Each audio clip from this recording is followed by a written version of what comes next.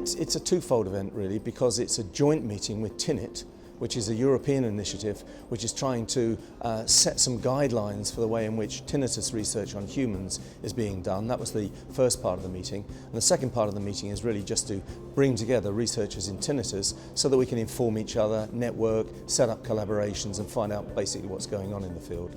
One of the distinctive things about this meeting has been the sharing of the progress on the European Union cost TINNET project, bringing together clinicians and scientists from 29 countries.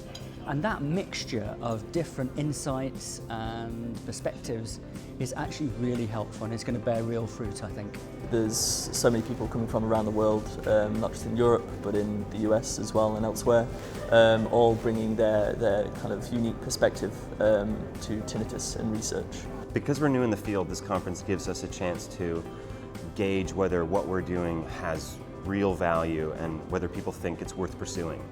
I came to the conference because I wanted to meet with the tinnitus community internationally and particularly to interface with colleagues from different disciplines, bringing their particular insights and perspectives on tinnitus.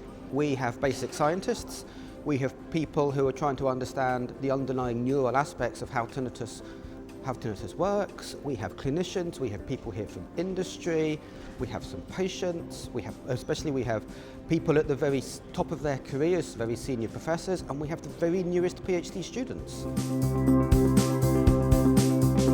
It's been fantastically interesting. So we've had a really good mix of talks, both about basic science. We've had a wonderful talk yesterday about modelling and how brain processes can be modelled. I think TRI conference is the best way to meet all the prominent researchers working in the area of tinnitus, and you get to meet them not only personally but also talk about the potential collaborative work which you can do with them and get some feedback on your work as well. So I think it's a great platform.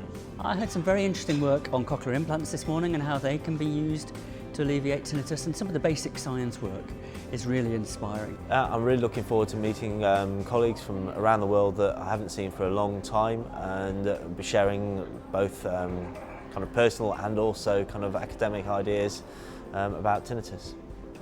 One of the highlights of the meeting is the informal conversation that goes on over the dinner table, over the coffee pot, people sharing real insights from their work and their domains into tinnitus and hyperacusis. I'm proud of all the research that both IHR and the Biomedical Research Unit and the research that we do together, but I'm also proud of the worldwide community and what everybody is trying to do to try and solve the problems of tinnitus. It's a relatively young field, probably only been going for about 20 years, and probably less than that. And given that short time, we know a lot more about tinnitus than we ever did. We know about some of the brain mechanisms involved with non-invasive imaging, which we've done some of the work here. We know quite a lot from animal work, and we're beginning to find therapies for particular sorts of tinnitus that do have some promise to work.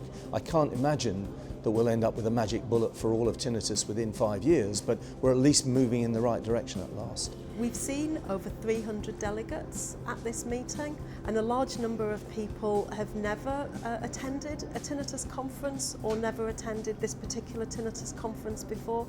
So it's been great to know that we've attracted a really diverse group of people to enable them to network and share ideas and make links with new colleagues.